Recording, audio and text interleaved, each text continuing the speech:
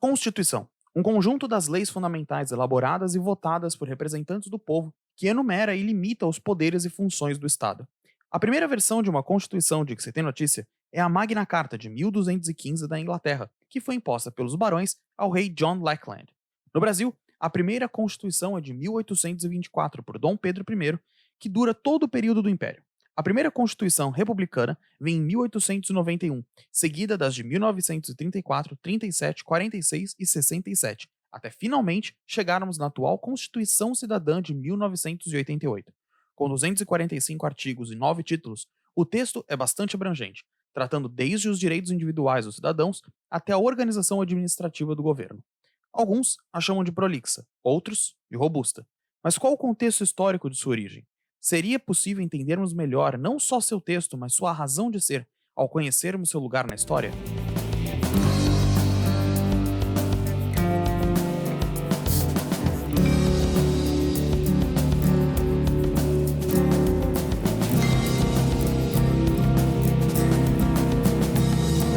Olá, sejam todos muito bem-vindos e bem-vindas. Eu sou o Cauã Marcelos e esse é o 8º episódio do Quero Saber.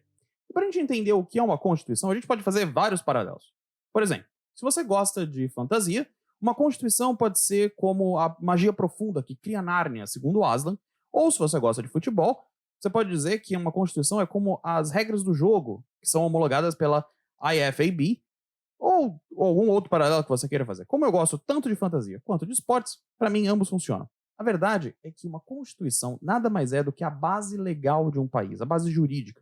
Ou seja, todas as leis que são criadas, tanto no âmbito federal quanto no âmbito estadual, elas têm que respeitar as regras que são dadas na Constituição e todos os seus dispositivos. Bom, a nossa Constituição, que está vigente desde 1988, ela tem dispositivos, artigos, títulos aos montes. Mas antes da gente entender um pouco melhor o que é a nossa Constituição, com a nossa convidada de hoje, que eu vou apresentar daqui a pouco, é importante que a gente tenha ideia de como era o contexto histórico quando a Constituição foi criada, para a gente poder entender o porquê dela ser daquela maneira. Então vamos ter uma pequena aulinha de história aqui, vamos lá. Primeiro, como a gente viu lá na introdução, até 1988 nós já estávamos na sexta Constituição no geral. A quinta, numa república que mal tinha 100 anos. Na verdade, a Constituição mais duradoura que tínhamos tido até então era justamente a imperial, que durou 64 anos. O conceito de democracia também não era algo lá muito sólido. A própria república surge num golpe militar em 1889 e depois temos um período chamado de Primeira República, que era marcado justamente por fraudes e manipulações de todo tipo. Até chegarmos na era Vargas, nos anos 30, com outro golpe, e aí temos uma leve sombra de democracia que é mais ou menos estável, de 1946 até 1964, exatamente quando temos um outro golpe que dá origem à sangrenta ditadura militar que dura até 1987. Bom, já deu para notar que estabilidade não é algo que resuma muito bem a vida política no Brasil, né? E é exatamente nesse contexto histórico que surge a Constituinte de 1987, presidida pelo Ulisses Guimarães, que então dá origem à Constituição, que vem ficar pronta em 1988, apelidada de Constituição Cidadã. E é muito interessante esse nome, porque ela visa dar poder a um povo que historicamente tem ficado à margem dos rumos da história e da vida política do seu próprio país. Porque até então nós não tínhamos uma democracia muito bem estabelecida, com instituições fortes e que de fato pudesse dar poder ao povo. É a partir da Constituição de 1988 que a gente começa a ter isso. Até por isso, a nossa Carta Magna, como também é chamada, tem uma função de dar um peso para a proteção social e para os direitos do indivíduo que é enorme. Como, por exemplo, vamos dar uma olhada em um dos títulos da nossa Constituição. No título 2, capítulo 1, que fala dos direitos e garantias fundamentais de todos os cidadãos brasileiros, tem alguns itens muito interessantes, como, por exemplo, o terceiro, que diz: ninguém será submetido à tortura nem a tratamento desumano ou degradante, exatamente para evitar os desmandos e as barbaridades que aconteciam na ditadura militar. Já o item 4 diz: é livre manifestação do pensamento, sendo vedado o anonimato. Enquanto o 9 diz: é livre a expressão da atividade intelectual, artística, científica e de comunicação, independente de censura ou licença. Como você pode ver, essa Constituição ela vem exatamente para dar liberdade ao povo, depois de um período de repressão muito forte que durou mais de 2 décadas. Então, para a gente poder entender o que está escrito na Constituição, é necessário que a gente entenda o contexto no qual ela surgiu. Mas vamos lá, agora para a gente conhecer um pouco de fato da Constituição em si, é que eu quero chamar a minha convidada de hoje, Carla Fischer, bacharel em Direito, com mestrado em Direito Internacional, professora de Direito na Universidade Santa Cecília e servidora do Tribunal Regional Federal da Terceira Região, além de ter artigos publicados em congressos como os Tratados Internacionais de Direitos Humanos, consoantes à Emenda Constitucional 45 de 2004, artigo publicado em 2006, e Imigração Boliviana em São Paulo, artigo publicado em 2010. Bom, pessoal, agora eu vou apresentar para vocês a minha convidada de hoje, doutora Carla Fischer, de Paula Conceição. Doutora Carla, que prazer ter você aqui hoje. Como que você está? Eu estou bem, feliz aqui por contribuir com o seu canal, com as pessoas aí interessadas na área jurídica, que é a área que eu trabalho. Então, é aquilo que eu sei falar. Sinto muito prazer aí em poder contribuir, né? Como professora, eu gosto de explicar, de falar um pouquinho daquilo que a gente aprendeu, que é a nossa profissão. Certo. E quando eu comecei o canal, uma das coisas que eu sempre quis era, de fato, conversar com pessoas do mais alto calibre quando a gente está falando em termos de especialização. E eu sei que, eu sei que você tem uma história muito grande nessa área jurídica. Então, conta um pouquinho para a gente como que é a tua trajetória no direito e como que você chegou hoje onde você está. Bem, eu sou formada já há 30 anos, né? Sou da turma de 90, 1990. E eu fiz o curso no tempo normal, comecei a advogar imediatamente. Passados uns anos, eu estava com os filhos pequenos ainda, falei assim, bem, tenho que dar um up na minha carreira. Então, eu resolvi fazer mestrado, fiz mestrado em Direito Internacional e já no mestrado eu iniciei na docência, onde eu já estou aí há quase 20 anos. Passado mais um tempo ainda, já com 25, 27 anos de advocacia que eu estava, eu mudei de lado, que é assim que nós falamos, né? Eu resolvi prestar concurso público, fui aprovada e hoje, aí há 3 anos, eu sou servidora do Tribunal Regional Federal. Mas não larguei a Uau, docência, não larguei a área jurídica. incrível. É muita história, é muita experiência. E, bom, para a gente começar a aproveitar um pouquinho desse conhecimento todo, eu queria começar com uma pergunta assim, bem genérica mesmo, de propósito, porque a gente fala sempre da Constituição, a gente fala, isso é inconstitucional, aquilo é inconstitucional, mas a verdade é que eu acho que a maioria das pessoas não sabe exatamente o que é a Constituição Federal, que foi criada em 88, 1988, e como que ela influencia as leis que são aplicadas no nosso dia a dia por todas as esferas do governo. Então conta pra gente um pouquinho melhor o que é a Constituição e como que ela influencia as leis que a gente vê no dia a dia. A Constituição Federal, você fisicamente falando, tá? Você imagine um livrinho fininho, porque ela não dá para ver a espessura, é um livro fino, ela tem 250 artigos, vários incisos, parágrafos, etc., mas ela é escrita, tá? Escrita porque você abre o livro e lê, né? O nosso direito, ele pede uma regra escrita, uma regra literalmente de leitura. E ela representa o ápice, o cume do ordenamento jurídico. E o que é isso?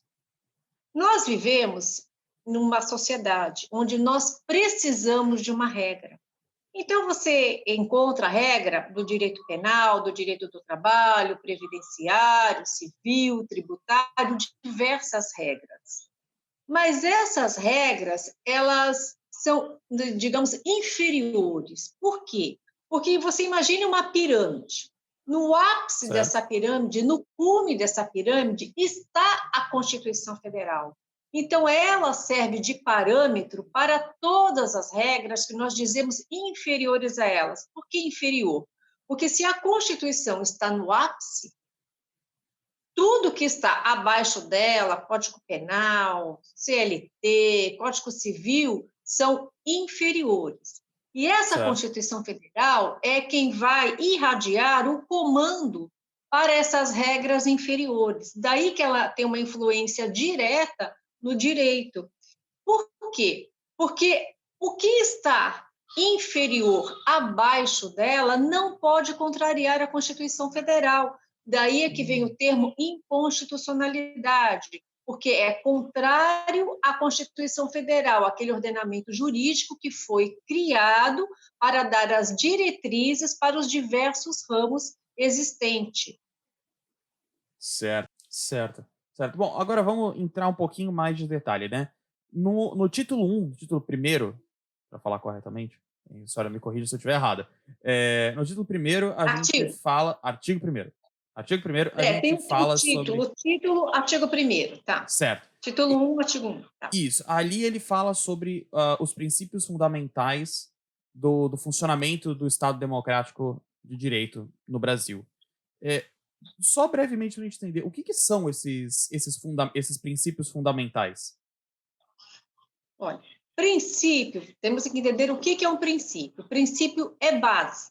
Tá? Então, você imagina que você vai construir um prédio. Você tem que fazer uma boa fundação, porque sobre essa fundação você vai construir o prédio. Então, um princípio é uma base. São as diretrizes já instituídas pela Constituição Federal e que vai servir de regra para os demais parâmetros, todas as regras existentes, tudo aquilo que o Estado pretende, ele tem que estar com base nesses princípios.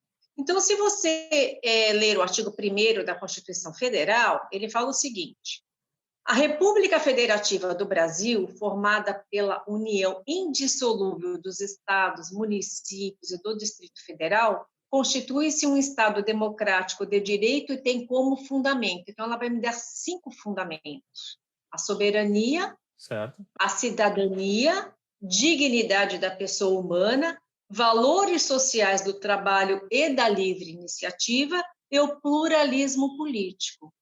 Então, esses princípios são aqueles que o legislador, né, na hora que a Constituição foi elaborada, pensou e entendeu que é o prisma, que é o base, da qual deve funcionar todo o ordenamento. Ele é o início da Constituição Federal. Então, ela partiu desse princípio e todos os demais ordenamentos têm que dar este segmento. Então, o primeiro princípio da soberania, né? O que é a soberania? O Estado, ele é soberano sobre o seu território, não há nenhum poder maior que o do próprio Estado para editar as regras e comandar sobre aquele território do seu governo, que está sob o seu governo. A cidadania, ela busca a participação política do povo. Como que vem essa participação política? Por meio do voto. Então, o cidadão é o eleitor. O poder pertence ao povo, né? Isso daí é uma frase clássica que a Sim, Constituição sim. Federal mesmo fala: o poder pertence ao povo. Mas onde está o poder do povo? O poder do povo está no poder do voto, Certo. porque é por meio dos nossos eleitores que nós determinamos as regras do país. Se nós votarmos mal, escolhermos mal, ou até pensamos que era bom, mas não era, não Sim. importa. O poder está nosso, porque essa cidadania representa isso, a nossa participação política, por meio daquele que nós elegemos, que são os nossos representantes. A Certo. dignidade da pessoa humana, que é o terceiro fundamento, ela intitula um papel central, uma preocupação do indivíduo, dos seus direitos fundamentais, numa condição de dignidade de vida que ele necessita. O quarto fundamento, que são os valores sociais do trabalho e da livre iniciativa. Então, é uma balança, são dois lados. Quando você fala Certo. em valores sociais, você pensa no trabalho. Livre iniciativa, você pensa no empresário. Então, você tem que Exato. ter o trabalho e o empresário. Então, há uma valoração nesse aspecto, por quê? Porque o Estado é por meio do trabalho que nós atingimos aí as nossas conquistas. Então, o Estado, ele valoriza o trabalho para o homem. E a Sim. última, o pluralismo político, né? Por que é que nós temos diversos partidos? Um é socialista, outro é comunista, outro é trabalhista, não importa. Por quê? Porque nós permitimos essa diversidade de ideologias. Por Certo. isso que são permitidos inúmeros partidos. Interessante. Então, aí os cinco prismas aí, Cinco os cinco. princípios básicos, fundamentais, né? Agora, tiveram duas coisas que a senhora falou que me chamaram a atenção, que eu queria que a gente trouxesse aqui. uma um pouquinho mais, talvez um pouco mais rápida, outra um pouco mais complexa. Eu vou começar pela mais complexa. Quando quando a Constituição diz, e eu sei que ela diz também, se eu não me engano, no artigo 3º, me corrija se eu estiver errado, que quando ela fala que a União, a Federação, ela é indissolúvel, o que ela quer dizer? Isso é algum tipo de mecanismo para evitar algum tipo de iniciativa separatista de algum estado, de alguma cidade? O que que significa, de fato, o termo indissolúvel nesse quesito? A República Federativa do Brasil, porque o Brasil ele é uma república federativa. Ele é uma república porque ele vem de uma democracia, né? Há o voto, há a eleição, o governante ele é eleito. Certo? E ela é federativa. Por que ela é federativa? Porque ela é a união dos estados, dos municípios e do Distrito Federal que formam a União. Então, se você imaginar o mapa brasileiro, vamos pensar num quebra-cabeça do mapa brasileiro, tá? Você vai começar com pontinhos pequenos, que são os municípios. Sim, Você vai juntar aí vários pontinhos, você tem um estado. certo. Vários estados, mas o Distrito Federal, você tem o território. Então, esse território ele não pode ser desmembrado, não pode ser abolida a figura do Estado, a figura do município. Você pode unir, você pode fazer até a cisão de estados, municípios, Certo. mas você não pode abolir. Então, quando você fala que é indissolúvel, ele é um todo, dividido, claro, em autonomias políticas, ele é dividido em municípios, ele é dividido em estados, mas ele é um todo. Ele Certo. não permite que você supra, por exemplo, os estados. Por isso que ele é federativo, porque se fosse um estado unitário, você não teria a figura dos estados. Como França, por exemplo, é Sim. assim, você tem regiões, mas você não tem, a exemplo, uma figura de governador. E aqui não. Nós somos um Estado federado, então ele é indissolúvel porque ele compõe a união dos municípios, dos estados, ele compõe a forma federativa de Certo. Estado que nós somos. E garante até certo ponto uma certa autonomia aos estados, aos governadores, para que consigam fazer, eu imagino, suas próprias as leis estaduais e até leis municipais. Eu imagino que seja esse tipo de artifício que dá essa autonomia, esse poder no nível local, correto? Então, quando você fala em forma federativa, você tem os municípios, os estados e a própria União Federal, porque são três entidades políticas diversas. Cada Certo, uma, para você ter a sua autonomia política, você tem que ser a sua regra. Então, você tem uma regra municipal, que é a lei orgânica, você tem uma regra estadual, que é a Constituição do Estado, e você tem uma regra federal, que é a Constituição Federal.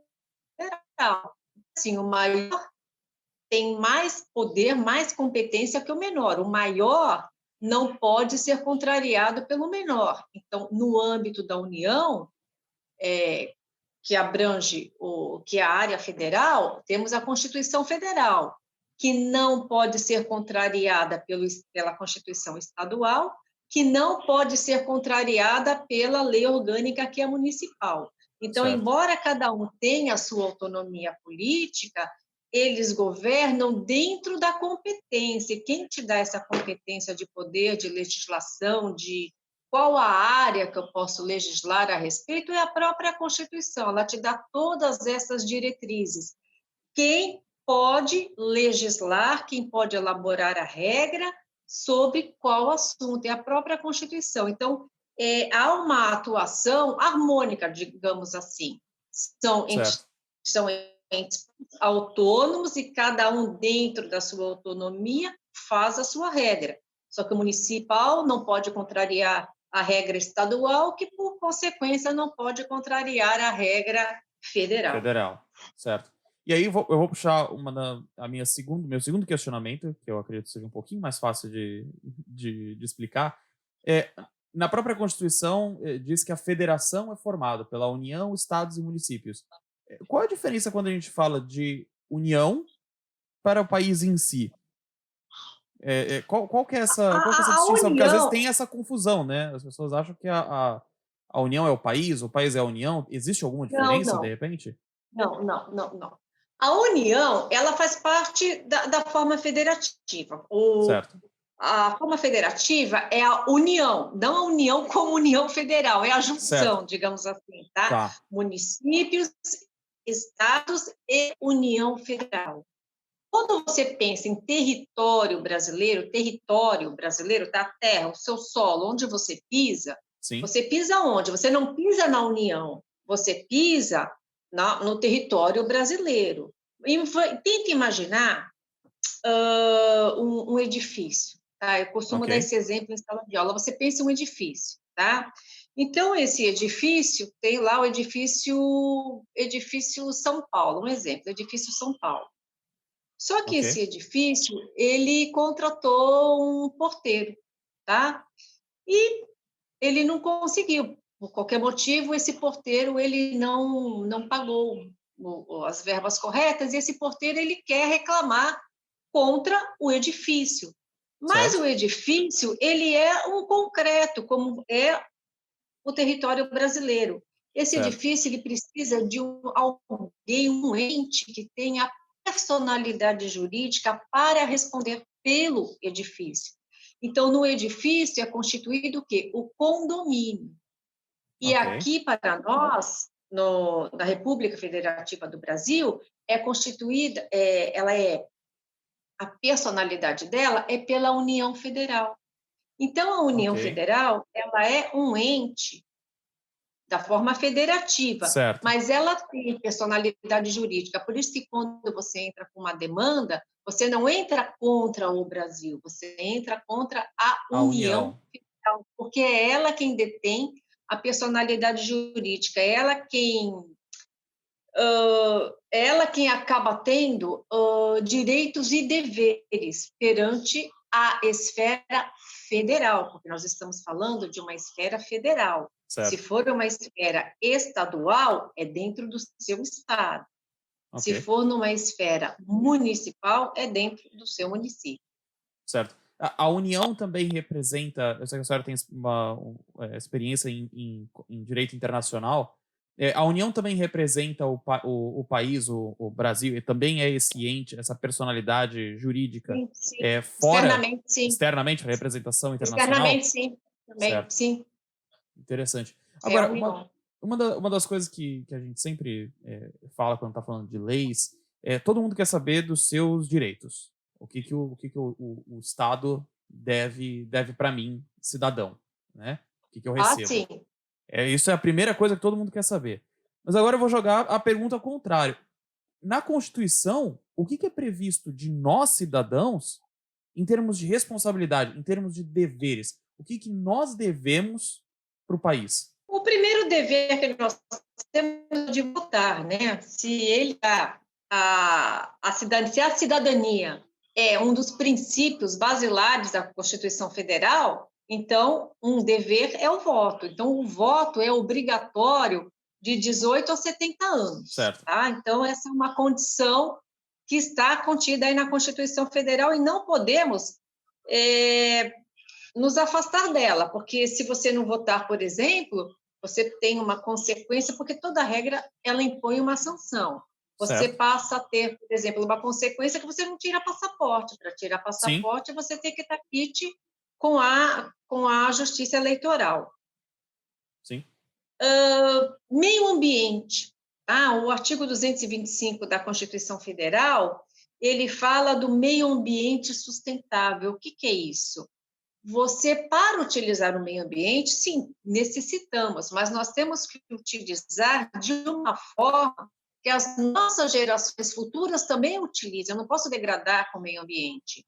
Então, o artigo 225, ele fala o seguinte: todos têm direito ao meio ambiente ecologicamente equilibrado, bem do uso comum do povo, essencial à sadia qualidade de vida, impondo-se ao poder público e à coletividade, a nós, o dever de defender e preservar para as futuras, presentes e futuras gerações. Uau. Interessante. A Constituição também impõe dever de pais em relação aos filhos e de filhos em relação aos pais quando eles ficarem idosos ou desamparados. Então, por um exemplo, estavam se discutindo, até outro dia eu estava discutindo com um amigo meu, que ele falou assim, puxa vida, estou com meu filho na escola, estou pagando a escola, não tive nenhum desconto, e no meio dessa pandemia está tendo 1 hora de aula online e as outras 4 horas. Eu falei para ele, ó, eu acho que as outras 4 horas, infelizmente, nessa época, está competindo aos pais. Ele falou, Carla, mas tem um aprendizado, então eu tinha até vontade de tirá-lo da escola. Respondi, você não pode. Você não pode porque a Constituição Federal, ela impõe um dever de educação dos pais. Se você ler o artigo 229, ele fala o seguinte, os pais têm o dever de assistir, criar e educar os filhos menores. Aí, em contrapartida, Sim. os filhos maiores têm o dever de ajudar e amparar os pais na velhice. E olha que interessante, se você, por exemplo, não der educação do seu filho, você não colocá-lo na escola, por exemplo, você pode sofrer um processo criminal, porque é crime. Crime Nossa. de abandono intelectual, está aí no Código Penal.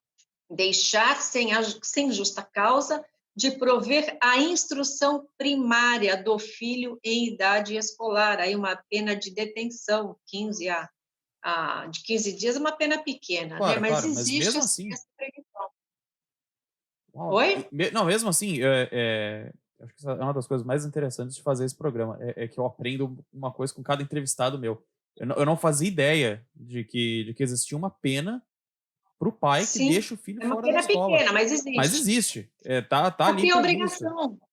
É obrigação, você Interessante. tem que colocar na escola. Sim. Incrível, incrível. E Agora, fala também, pode falar, pode ter. fala. Não, pode, por favor, Não, conclui. é direito tributário, né? A Constituição, ela dá todas as diretrizes do direito tributário, e o direito tributário ele é compulsório, né? O tributo, imposto, taxa, Sim, contribuição sim. de melhoria é uma compulsoriedade em que o contribuinte, aquele que incidiu aí o fato gerador, ele tem que pagar também. Certo, certo. Agora, eu achei muito interessante essa parte dos deveres que a gente tem e me fez pensar numa outra coisa. A gente ouve dois lados conflitantes a respeito da nossa Constituição Nacional, né? Um lado dizendo que ela é extremamente prolixa e muitas vezes demasiada em termos de detalhe, muito analítica e engessa o Estado. Por outro lado, a gente ouve falar que a nossa Constituição é uma das mais avançadas do mundo, que talvez não tenha a melhor aplicação, né, no nível mais prático da coisa, mas em termos conceituais é uma das mais avançadas. Você me falou algumas coisas aí que eu achei me faz pender um pouco mais para um lado das mais avançadas. Em 88, a gente já estava falando de sustentabilidade. É uma conversa que tem ganhado muito mais força só nos últimos anos, e a nossa Constituição já prevê isso em lei. Eu achei isso muito interessante. Para você, do teu ponto de vista de especialista, em qual lado dessa conversa você costuma cair?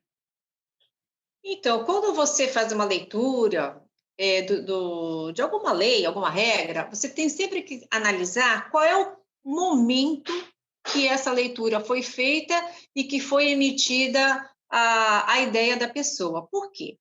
Porque o direito, ele existe porque vivemos em sociedade e necessitamos de regras, tá? A Constituição Certo. Federal aí é o cume dessas regras que irradia sobre todas as outras. Perfeito. Só que o direito, a regra vem ou é modificada de acordo com a mudança do homem em sociedade. Então, quando a Constituição Federal foi feita, em 88, foi um pós-governo militar. Né? Existiu ditadura ou não existiu, isso não é a discussão, mas a abusividade do governo existiu. Certo. Então, Indiscutível. ela veio para redemocratizar. Então, ela veio com as ideias protecionistas, a pessoa. Então, temos aí os Uhum. direitos fundamentais, a exemplo. E ela buscou dar tanta proteção, tanto que o nome dela, tá, esse é o apelido, digamos, nome não, né? O apelido dela é Constituição Cidadã, que foi Ulisses Guimarães, já na década lá Sim, de sim. 80, quem falou. Então, ela vem em proteção ao cidadão. E ela Interessante. aborda também diversos assuntos, diversos, por isso que ela é prolixa, porque ela aborda situações que não necessitariam, poderia estar contida numa lei inferior. Então, eu vou te Certo. dar aí 2 exemplos, mais ou menos, que você vai entender. A Constituição Federal, por que ela é uma Constituição forte?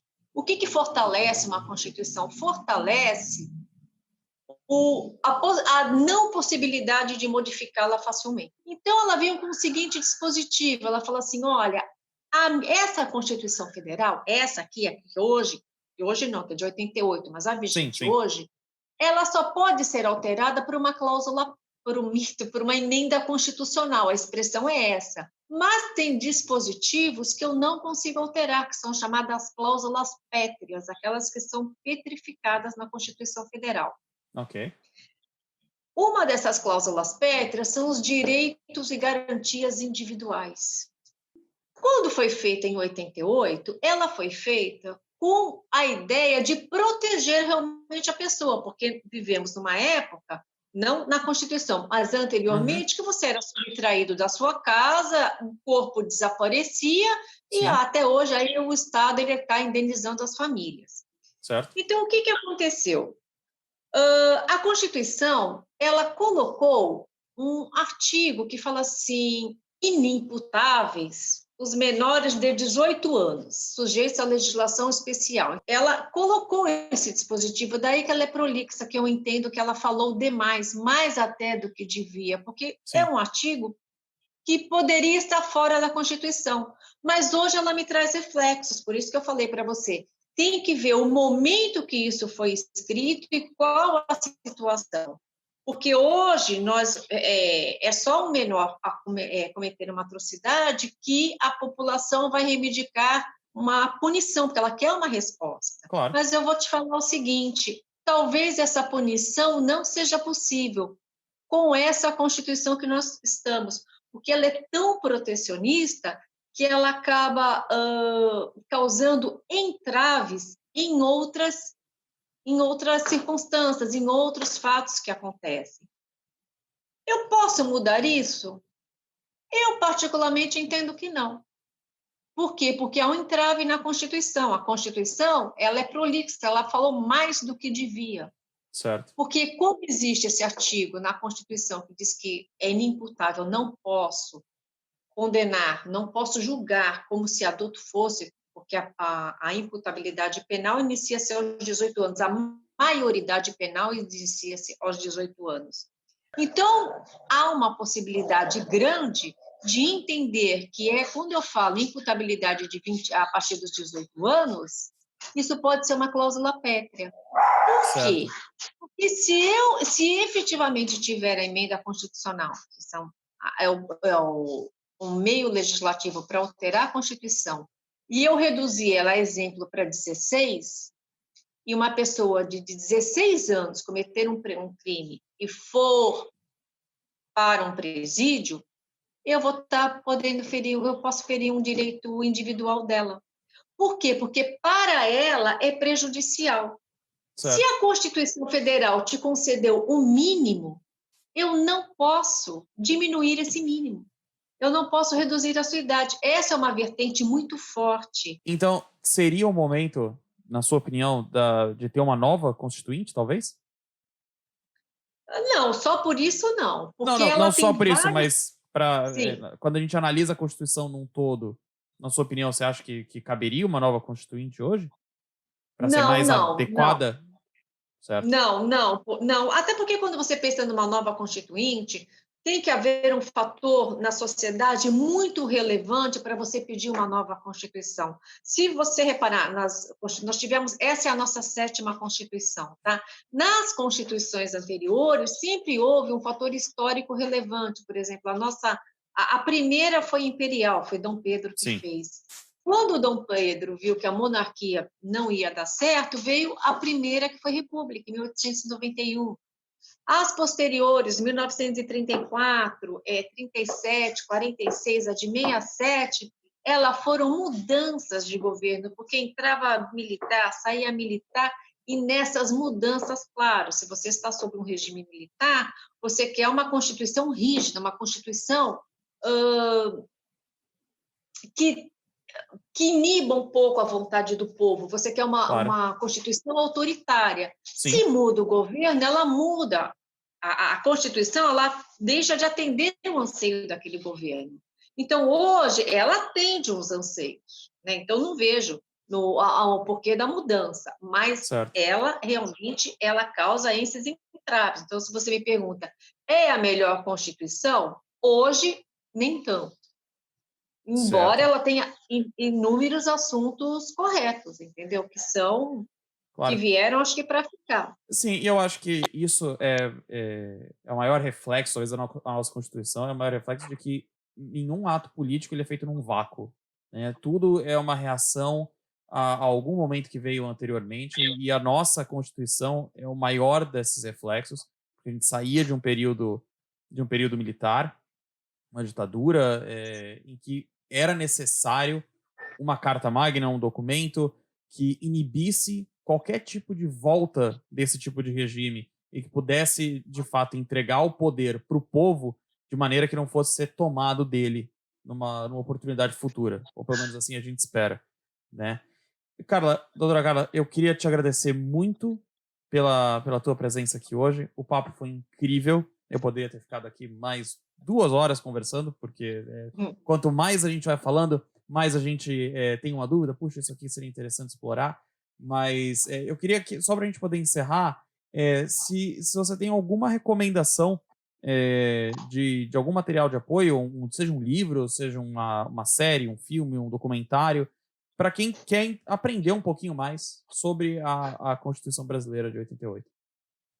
Olha, eu indico, tá, para o leigo, Uhum. AGU Explica, YouTube. AGU, Advocacia Geral da União Explica.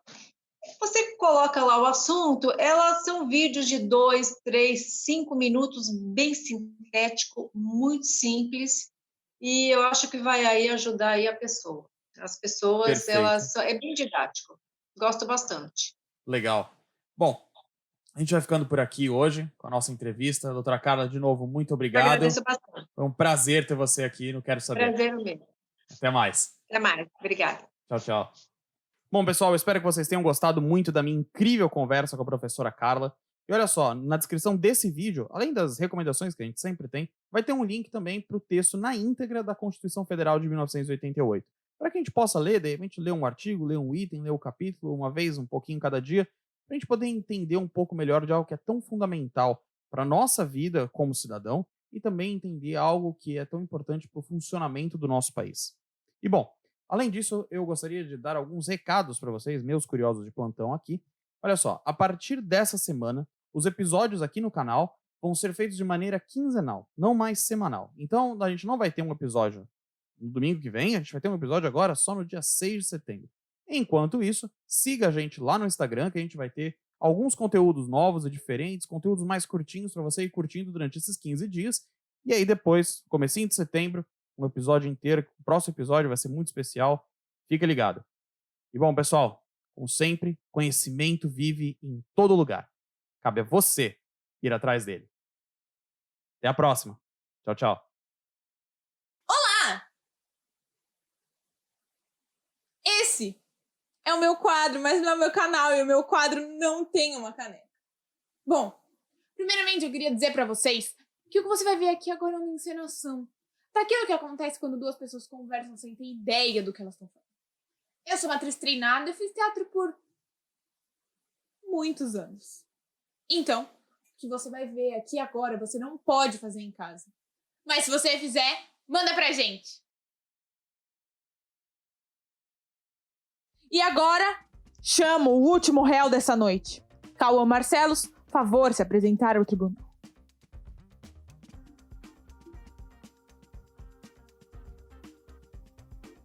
E após conversar com todas aquelas pessoas que ficam sentadas ali do lado, o veredito foi... culpado. Você sabe que o tema de hoje é Constituição Brasileira, não necessariamente é justiça criminalista, né?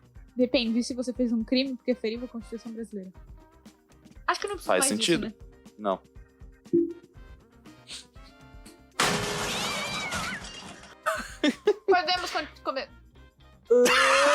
Podemos começar. Raiane, quando foi criada a nossa atual Constituição Brasileira? Não, a resposta não tá em nenhum desses livros aqui. 1986. 68. Pra cima. 88. Acertou. Raiane, o que significa a indissolução entre a União, os estados e seus municípios? Que é que, tipo, por exemplo... União, estados e municípios, certo? E eles são indissolúveis. Por quê? Porque, por exemplo, no Brasil chove muito. Então, se chovesse, ia cair a água e aí eles seriam solúveis. Não! Eles se misturariam. O que é uma cláusula pétrea? Pétrea são as cláusulas que não podem ser mudadas. Acertou! Tan, tan, tan, tan, tan, tan, tan, tan, corta! Obrigada, professora.